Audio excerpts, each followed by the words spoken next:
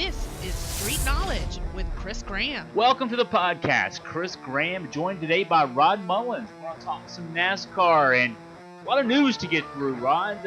Let's start with Dover, the race this past weekend. You got a win from Harvick. You got Kyle Busch for the first time in a while, not putting up the big numbers there on the board, so to speak. Take us through Dover, some of the ins and outs, and especially that big win by Jeremy Harvick. Well, the big win by Kevin Harvick was a big deal.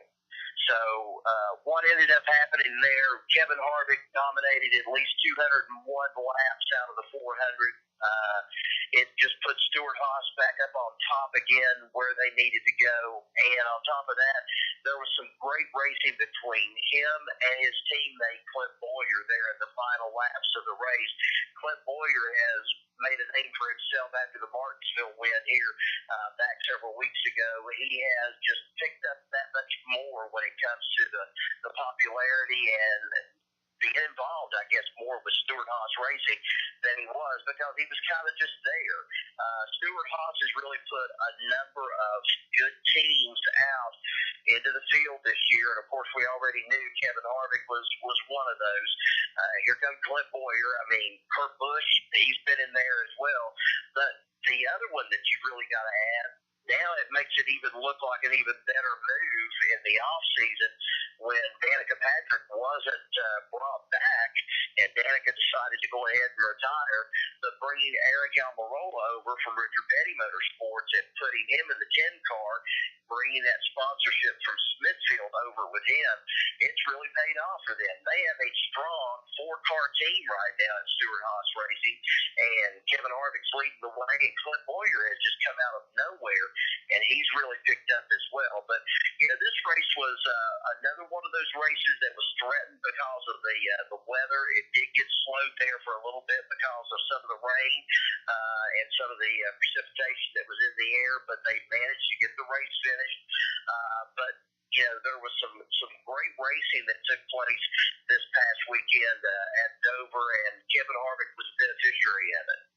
Kevin Harvick, I'm watching so much hockey the past couple of weeks. I'm thinking Jeremy Roenick for some reason when I'm talking about Kevin Harvick. So Kyle Busch, you know, he had been on a hot streak there for a while, certainly through the Virginia stretch. Talk about Busch and what befell him at Dover this past weekend. Well, he was doing pretty good there for a while, but what they think happened right before the end of the race, or at least there in that third stage, he was contending. He was starting to hold on and look like, you know, hey, Kyle Busch could be making a good run at this. And before it was all said and done, he said, boom, he felt something just break. He said, I believe it was the drive shafts.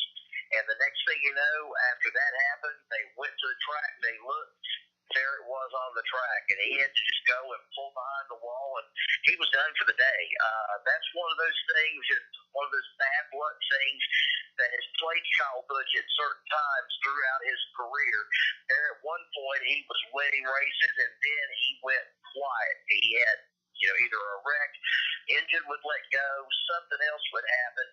This could have been the first thing of what could be a bad luck streak hitting now for Kyle Busch, but you have to look at it at one standpoint and say you'd rather for it to happen now and the bad luck to happen during this point before you get into the playoffs starting in about August or September, because that's what's happened to him before. He had some bad luck going into the fall here a couple of years ago right before the championship and ended up losing his chances at winning that championship. So you'd rather have that happen to you now, but still, if it was early in the race, yeah, it would hurt you a whole lot more. But this happened later in the race, so he got the points of mass. He's still sitting in first place right now, but you know, you'd rather for it to happen now as opposed to in the fall, because he's going to need all those points he can by the time the fall rolls around if he's going to make a run at the championship.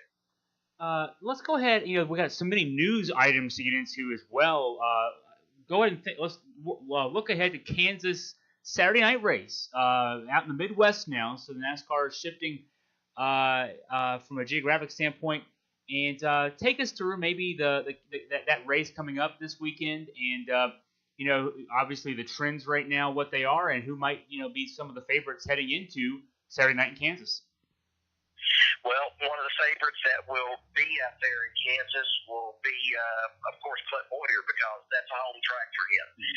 He's from Emporia, Kansas. He loves being out there and being in the limelight out there, especially in front of his home crowd and a lot of his fans. It should be a great race there. But Clint Boyer's going to have to deal with some issues too, and I don't know whether you caught this or not today, but they handed down a bunch of fines and also some suspensions from NASCAR, and one of those that ended up getting punished out of it, Clint Boyer, his crew chief got punished out of it for something that was illegal on the car this past weekend in Dover. Daniel Suarez, he had a great run this past week at Dover. Look for him to kind of continue his momentum, but he also ran into a situation of where he was penalized this past weekend. So it's opened the door up to see what's going to happen with Boyer when he goes back to that home track there in Kansas, and it's close to Kansas City. But it'll be interesting to see if Clint Boyer can rebound back from the misfortunes that he had at Dover and the things that happened in the pits. But if you look at this track, it's a favorite. A lot of the drivers love this racetrack out of Kansas. It's another one of those, as I call it, a cookie cutter track that's modeled after a lot of the 1.5 mile, 1 mile, 1.5 mile tracks. But there's a lot of people that like the driving there in Kansas, and Boyer's one of them. I know that there's several other drivers. Huey Johnson has liked that track before too. Jeff Gordon liked that track at one time, and so you've got some popularity there. That is until, of course, the weather and what kind of factor it'll play into it. It can change the surface of the track really quick, and hot weather could be good for them. Not so good weather like they've had in the past couple of weeks, it could really mess some things up, or at least on setup and the way the car handles and everything for this weekend in Kansas. You were talking about suspensions in the main series. Let's talk about one in the Xfinity series. Spencer Gallagher suspended. I think it's an indefinite suspension. Take us through the issues with Spencer and what got him on the sidelines. Well, I had a chance to see Spencer Gallagher at Bristol, and he was in that Xfinity Dash for Cash playoff setup. He and several of the other drivers, Daniel Hemrick, he tested positive for a substance, and NASCAR's rules, he has been banned, and he has been banned indefinitely until he goes through a sort of a system, or at least some kind of counseling where he will get back into the sport, and he will go at NASCAR's pace. He won't go at his pace. NASCAR will say, all right, if you test this time around and you've tested okay, you test clean on this time, we'll let you consider getting back in and running a couple of races. It depends on how clean he keeps his life. The big thing is going to be that we look at, or at least I look back on, several years ago, A.J. Allmendinger. Same thing happened to him. A.J. Allmendinger's a pretty steadfast young man, and he wanted to do things his way, and NASCAR said, no, you'll do this our way to get back into the sport, and that's what ended up happening. He's got back into the sport. He's raced well since then, but this was one of those things that Spencer Gallagher admitted. He said, I've let my fans down, I've let my sponsors down, I've let my fans, I've let the manufacturer for the car. He went through the whole thing. So there's something there. We don't know the full thing. NASCAR won't disclose it at this point, but it's something that he is going to, end up having to. He's going to have to pay for it in the long run. And I don't know if you caught this or not, Chris, too. There was a car chief or a crew chief this past weekend. He has been suspended indefinitely from NASCAR because, of all things, he got into a fight with the team owner at the Xfinity race, and he broke his jaw. That'll get you suspended by NASCAR, but probably also fired by your eventually. I mean, and these jobs they're so scarce. I mean, drivers, crew chiefs, crew positions in general. So many people wanting to get into these coveted slots in NASCAR, Xfinity Series, the Top Series, the Monster Energy Series. I mean, there are so many people who are qualified. Gosh, it tracks across the country people who are working for these opportunities. That when you slip up at that top level, if you're Spencer Gallagher, whoever you might be, you talked about Allmendinger a few years ago.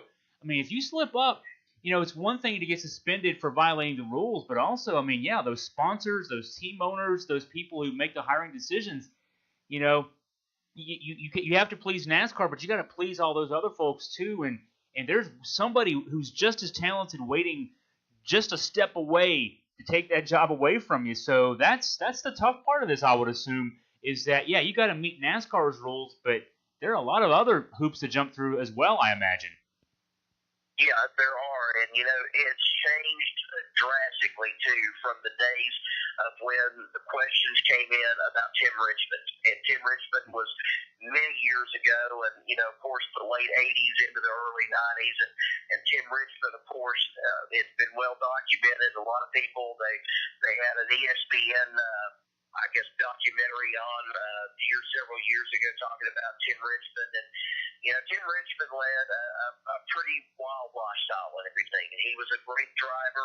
He had competed, drove on the Indy circuit a little bit, then came to NASCAR, and eventually it caught up with him and everything of who he was with, and then the big penalty that came down on him was he tried to get back into the Daytona 500. He tried to race, and NASCAR said no because you have tested for an illegal substance. And then NASCAR, back in those days, they wouldn't reveal what it was, and they also wouldn't reveal what was going on with Tim Richmond. It was sort of that, I guess, that protection sort of thing about the driver and everything because you have an image to uphold. Well, now we've moved forward, and this is one of those things now on NASCAR is like, if you're going to go and you're going to do something like this, we can't protect you because, you're out there in front of the sponsors and you're out there in front of the public, and when you go and you do something like that, it looks bad on us, it looks bad on everyone. And so, the differences are cut and dry, completely different from what they were 25 or 30 years ago.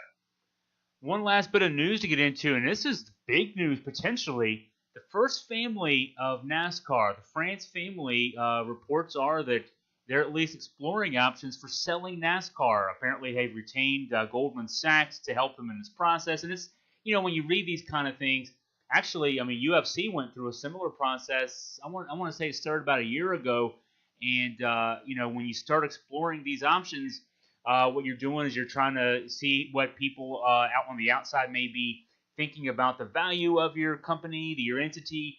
And there's so many parts to a company like NASCAR or like a UFC in terms of your live gates, your TV contracts, what you do social media wise. I mean, there's so many parts of that have to be looked at here. But just the fact that at least the reports are that the France family is looking to put some numbers together to see what might be the case. These could have far-reaching implications for NASCAR, no question. Hey, Rod, take us through what you're reading on this, and then your thoughts on this. Well, what I'm reading on this is you have a lot of these agreements and things with like the tracks, NASCAR, the drivers and things. A lot of these things will start running out in 2020. There's some contracts, some agreements and things there. Now, I don't know if the France family, I don't know what the situation is with the France family, but, Goldman Sachs has at least, it's been put out there that Goldman Sachs is exploring, seeing what is available out there for the France family to be able to go and maybe, for example, put NASCAR up for sale to the highest bidder and see who will take over the entire stock car racing sport. As we've noted since the late 1940s, it's going to be something that is going to be looked at long and hard. There are people that are out there that are wondering why the Frances are doing this. A lot of things kind of point in different directions right now. You're talking ticket prices. You're talking the contracts they have right now with the TV networks, with Fox and also with NBC. You're also talking about poor track attendance. I think I saw a figure here. Bristol holds something like 150 to 160,000 people, and then you only had maybe 48,000 who really bought tickets. And then if you watched the race on television, you probably saw that the stands were quite empty at Bristol. And it's not the fault of the track. There's something else that's going on. I don't know what it is. If it's just the fact that the TV contract has oversaturated them so bad that they are in this kind of situation of where maybe there's too much out there, as considering what it was 30 years ago or 25 years ago when the sport was really hitting its peak at that point. Then you also have some of these veteran drivers. Dale Earnhardt Jr., of course, is already retired, but Dale Earnhardt Jr. is out. Tony Stewart is out. Well, you start looking now at some of the rest of these drivers. Jimmy Johnson, of course, he's going to be losing a sponsorship here coming up with Lowe's. A lot of people think he'll be able to find one real easy.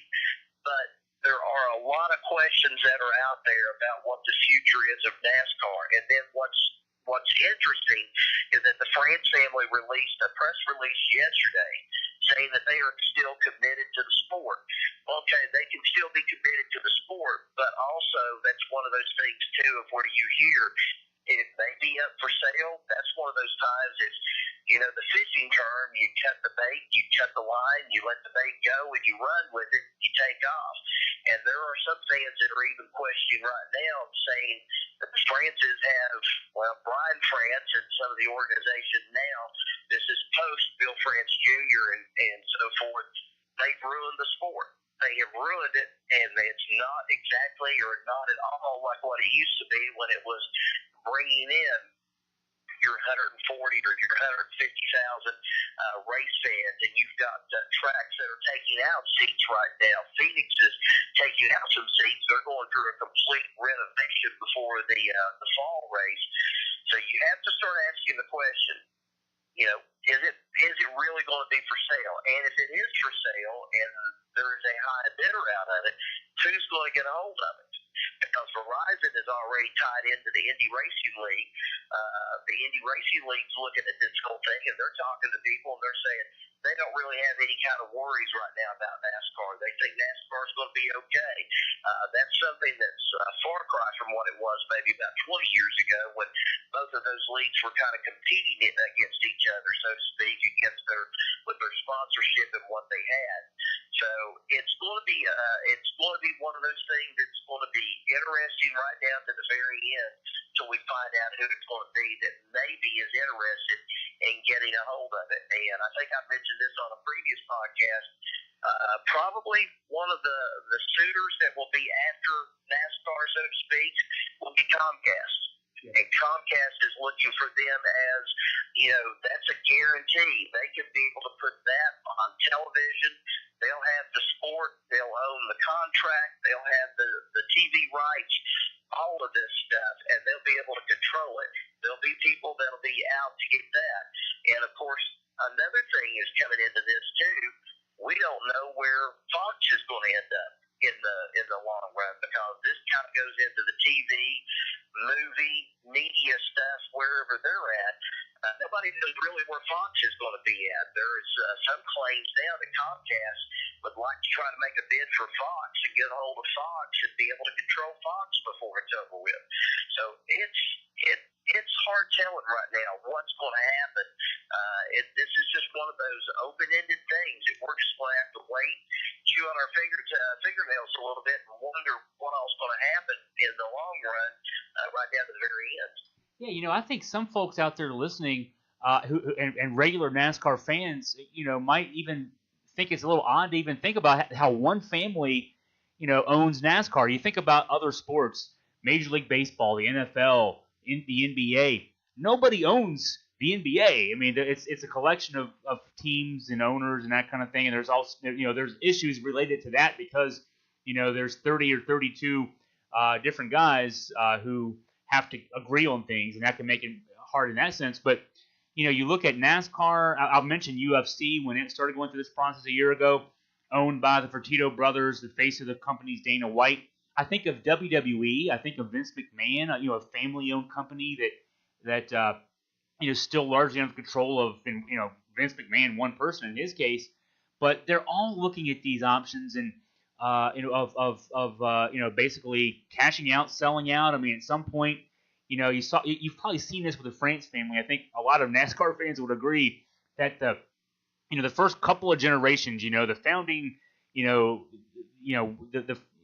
it's really been since the grandchildren's generation took over that we've seen all the tinkering.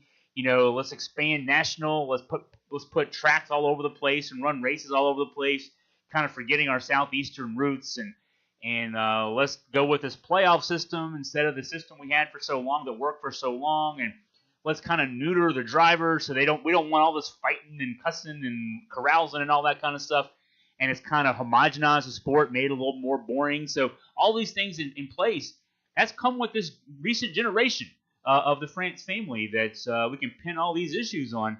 And, I guess it makes sense. I mean, and also from the standpoint of suitors, Rod, I think you're exactly right. Who could buy NASCAR? It would be a content company like a Comcast or a Fox or someone like that, because they're looking at it from the standpoint of, we want to protect an investment in putting eyeballs on, Sunday afternoons, Saturday nights, the case may be, for the qualifying, etc. We want those eyeballs, and the way to guarantee those eyeballs is if we control the whole product. So, but yeah, I think this is inevitable. Whether it's happening now or happens 5 years from now, I think it is inevitable. I think it's going to happen. Well, and another thing too, there's talk too that the France family may be not only just trying to get rid of NASCAR, but they also might be looking to kind of diversify themselves a little bit more out of the sport. Because one rumor that I'd read here the past couple of days brought back again the same talk about Brian France or the France family maybe even going in some kind of partnership, something with Brady Smith or with Marcus Smith or with the Smith family at Speedway Motorsports, and trying to go in and invest into the Carolina Panthers. The Panthers are still up for sale as of right now, but they're talking about diversifying themselves. And then you have the story that came out right before Dover this past week, and that was NASCAR bought the remaining interest or took over ARCA and the ARCA Series racing. A lot of people are scratching their head and wondering about that and saying, well, if you're looking to sell off the sport, why are you going and buying ARCA? Simple enough, because the more you can have and the more series that you can have, it makes it that much more a potential profitable sale out of it. You've got ARCA, you'll have the Camping World Truck Series, you'll have the Xfinity Series, and you'll also have the Monster Cup Series. So now you've added ARCA onto that, plus you've got some kind of tie to the weekly racing series out there. It could be a very profitable thing, but the price tag, no one really knows right now what the price tag's going to be. Is it one of those things where you cut and run, and that's what the France family will do? We'll just have to wait and see. Yeah, it easily starts with a B, and there's lots of those Bs, I'm sure, in terms of the value. Ultimately, it's just a question of how many dollars and how something like that will be structured. There's a lot of stuff that has to happen. So when I say I think it's going to happen, there's so many things that have to be worked out in terms of creating a value and then figuring out how to assign value, how remuneration can be made across parties and that kind of thing. But man. And then what a potential new owner would do with the product. We've talked about the issues with the product. I mean, there's so many things up in the air. But it's definitely this will be something, Rod, I'm sure we'll be talking about a lot as we continue talking on podcast over the next few years, just because this is going to be a complicated issue and can have an important impact on these weekly races. No question about that. Yeah, I agree. It's just something that's still that is going to be so much up in the air. We're just going to have to wait and see and just kind of hold on to things and see what happens. So Saturday night in Kansas, and we'll hope for good weather. NASCAR has been struggling with the weather this year, but we'll hope for some good weather Saturday night, and we'll break down that race and preview the as we get closer and closer to the summer. With Rod here on the podcast. Well, Rod, thanks for your time. I appreciate it, Chris. Thank you.